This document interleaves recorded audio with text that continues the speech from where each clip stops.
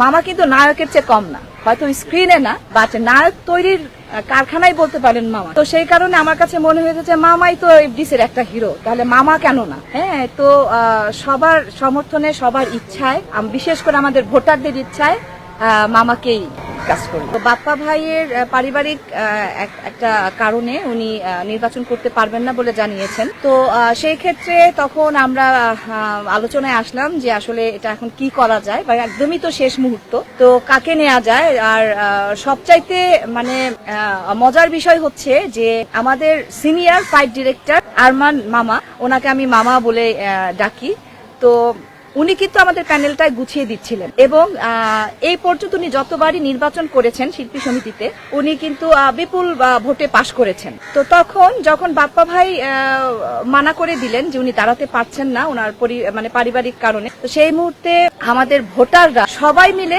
আরমান মামাকে ধরলেন যে আপনি কেন দাঁড়াবেন না, আপনি তো মানে বিপুল ভোটে সবসময় জয়ী হন, এবং আপনি একজন সিনিয়র মানে একজন সদস্য আমাদের। হ্যাঁ, এবং উনি হচ্ছেন প্রডিউসার, ডিরেক্টর, অভিনেতা এবং ফাইট ডিরেক্টর।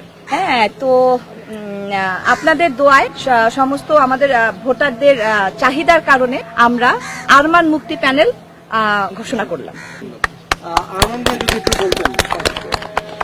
আজকে আমাকে যে দায়িত্বটা দিয়েছে, এই দায়িত্বটা আমি কখনোই নিতে চাইনি। আমি চেয়েছি একটা সিনিয়র আর্টিস্ট, সম্মানীয় একটা মাঠ দরকার ছিল এখানে। আমি বড় জিনিস না, কিন্তু আমরা চেয়েছি যে শিল্পী সমিতিতে একটু হাইটের একটা লোক আসলে আমার খুব ভালো হতো।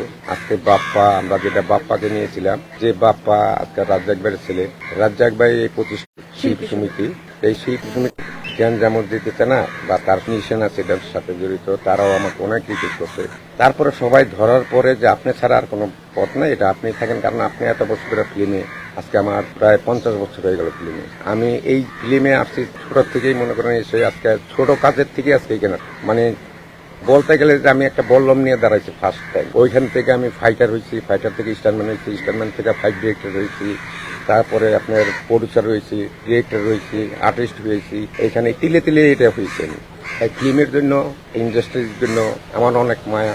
তো সেই হিসাবে যে একটু দেখি এবার, তাহলে সবাই যেহেতু বললো, আমি চেষ্টা করব, আমার যতটুকু ক্ষমতা আছে আমি চেষ্টা করে যাব।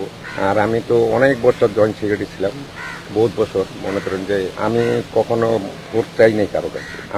আমার শিল্পী ভাই যারা আছে, তারা সবাই আমার খুব স্নেহ করে, আদর করে, সেই হিসাবে আমাকে বিপুল ভোটে জয় লাভ করে সবাই মিলি। আমার সিনিয়র ভাই যারা আছেন, সিনিয়রও আমাকে খুব লাইক করে। আমরা সবাই, আমার একটা বলতে গেলে কি একটা প্রোডাকশন বয় আমাকে ভালোবাসে, সবাই এত আদর করে আমাকে। তো সেই হিসাবে আমি এখানে আজকে আপনাদের সামনে দাঁড়াইছি। তা আপনারা আছেন সবাই, সাংবাদিক ভাইরা, আপনারা আমার জন্য দোয়া করবেন। আমি ভোটারদের কাছে, সবার কাছে দোয়া চাবো যে আপনারা দোয়া করবেন। আপনারা সবসময় হেল্প করে আসছেন আমাকে, আপনারা সবাই মিলে হেল্প করবেন। আমরা যাতে আরমান মুক্তি প্যানেলটা যাতে ভালোভাবে সাজে, ভালোভাবে কাজ করতে পারি। যদি আল্লাহ পাস করে, আমরা চেষ্টা করব একটু ভালো কিছু করার জন্য। কারণ অনেক বছর ধরে আমি যেহেতু ইলেকশন করতে চাই না কখনো, এই শিল্পী সমিতির আর্টিস্ট যারা আছে, মনে করেন যে যারা নির্ভর আছে, তাদের জন্য অনেক চেষ্টা করি, আমি অনেক কিছু করতে চেষ্টা করি, সেই জন্যই দাঁড়াই। এইবার আমার যেটা একটা গুরুদায়িত্ব দিয়েছে, এই দায়িত্ব যাতে আমি পালন করতে পারি ভালোভাবে, সুষ্ঠুভাবে, যাতে নির্বাচন হয়, সেই দোয়া করবেন আপনারা।